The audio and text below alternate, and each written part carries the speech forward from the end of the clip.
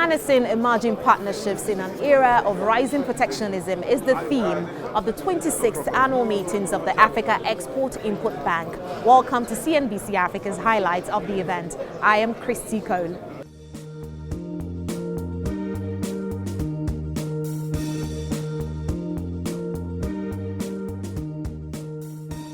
Relying on South-South trade as a tool for multilateralism, leveraging finance for Africa's economic transformation, the African Continental Free Trade Agreement, and without doubt, boosting Russia-Africa trade relations constituted the main focus of the 2019 meetings for the Africa Export-Import Bank.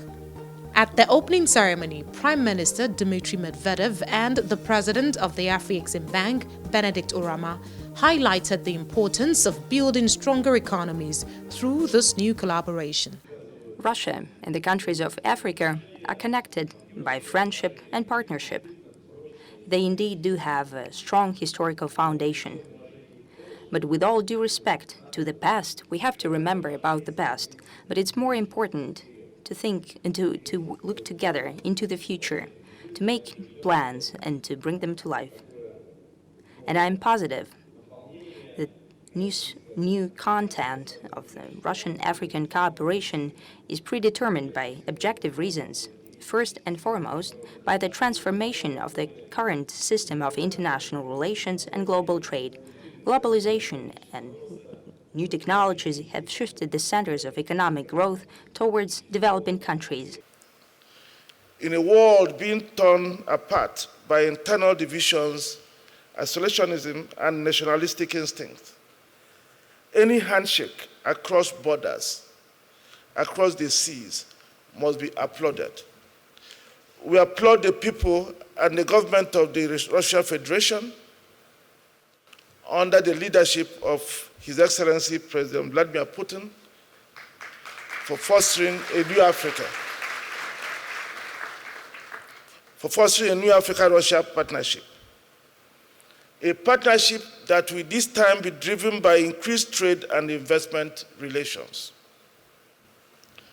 We thank President Putin for using the occasion of the 26th annual general meeting of shareholders of Afreximbank to set the stage for the new journey the Russian Federation had decided to embark upon with Africa. We need to build bridges across the world.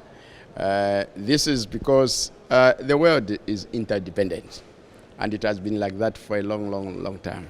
So it's very difficult really for one country to close itself, or one continent to close itself from the rest of the world. So as Africa, we are committed to multilateralism. And that's why we're establishing the African Continental Free Trade Area.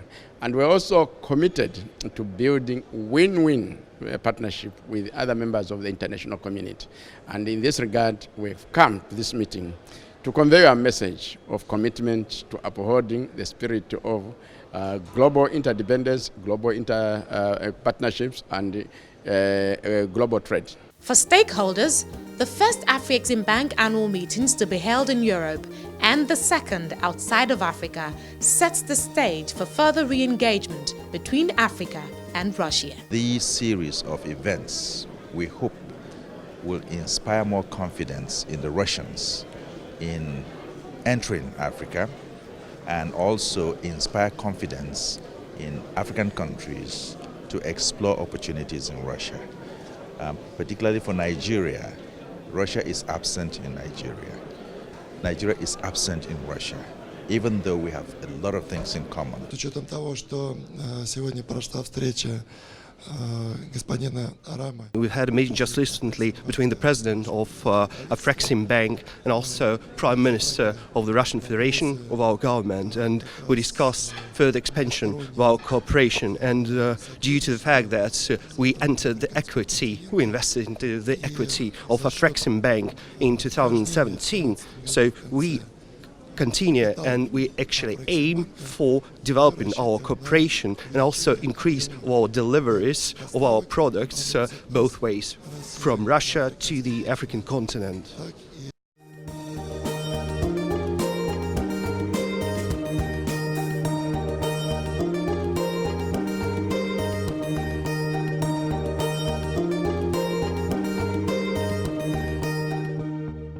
Another highlight of the event was the launch of the 2019 African Trade Report. The report focuses on the rise of the digital economy, preceding Africa's planned protocol on e-commerce under the AFCFTA. This was followed by the unveiling of the Africa Export-Import Bank's strategy for export trading companies. We are ready to support the expansion of existing ETCs because if there are those that exist today, right? Export trading companies, a number of them, if I can mention a few, there's a group in Africa called the ETC Group, and what they do is that they are based in agri-commodities, right? They provide farmers with, some of them provide farmers with inputs, they farm, they went after the harvest, they buy it off them, aggregate them from many of them, and export. We will support the emergence of those export trading companies. We will support new ones to emerge. We will support an ETC who is ready to go to Nigeria and Cameroon, and buy off products of all those pig farmers, whether they are piglets, whether they are sowers, whether they are weaners, they all come in different categories. Whatever buy of them, let them have a market and export. And then they can generate more, expand their business and increase their cash flows. In this modern age, the digital economy is increasingly playing an important role. The focus of this report is on the digital trade, which is really going to also play an important role. It will facilitate faster movement of transactions and faster movement of goods. Because whenever you are in part of the world, you can make orders and they are going to be delivered. But key to this issue is the question of trust.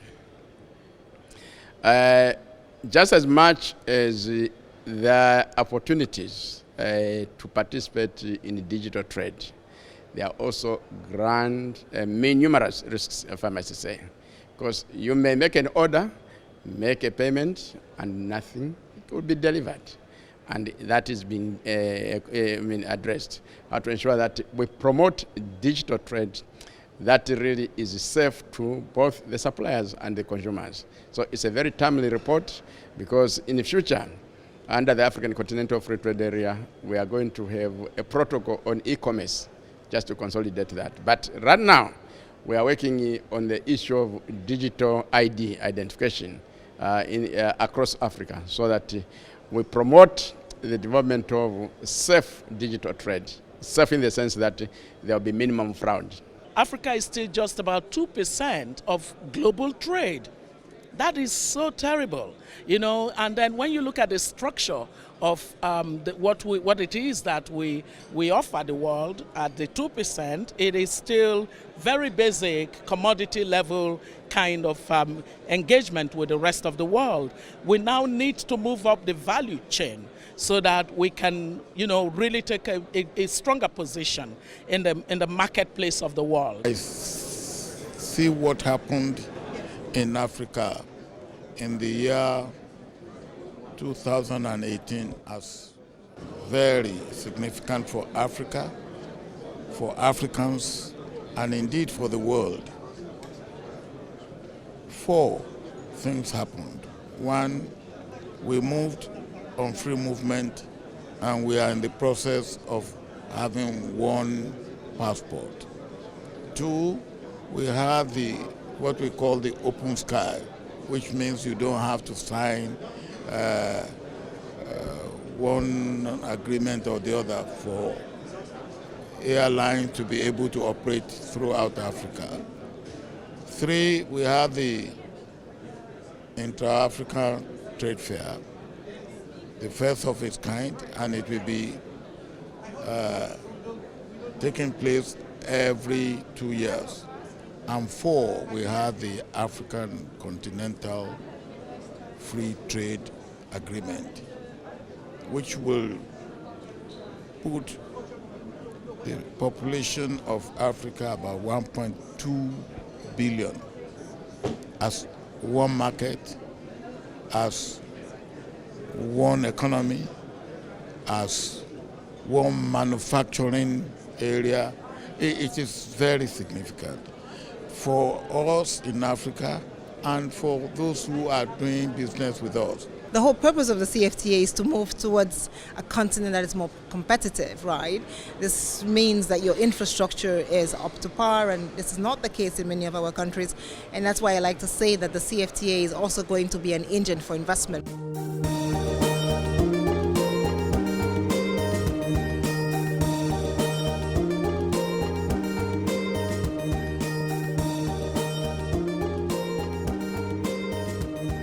Following the conclusion of its annual general shareholders meeting, Afreximbank briefed journalists on resolutions and expectations and wrapped the week-long activities with the signing of an agreement for a $500 million Tunisia-Africa Trade and Investment Promotion Program. The project is aimed at providing financing for promotion and expansion of trade and investments between Tunisia and the rest of Africa. For us to have thousands of people to come and attend. And it was actually very revealing that for many of them, it was an eye-opener. They had certain stereotypical impression about Russia, and they came and saw it was a completely different place. So this is the kind of thing we're talking about. The partnerships, businesses, trade cannot grow unless people begin to associate and know themselves. I'm also sure that many Russians also carry certain impressions about Africa. We believe that this re-engagement, this new approach of the relationship provides a platform for those Russians to understand that Africa is different from what the news and what they read every time about Africa, about diseases and all sorts of things. So everything, the future is bright. And for us in Africa, looking for partners from the East, from the West, it is really an achievement for us. Unless we are able to mobilize everybody. In the new approach we are taking for development, that is a development that we do not expect to be funded by grants and aid. Development that we expect to be funded by shared prosperity, mutual respect. In that new approach, we need many friends everywhere. And those who will provide us the options, the choices that to make our activities more efficient, make us to price goods more efficiently, and also enable us to see all the options and make decisions in an optimal manner.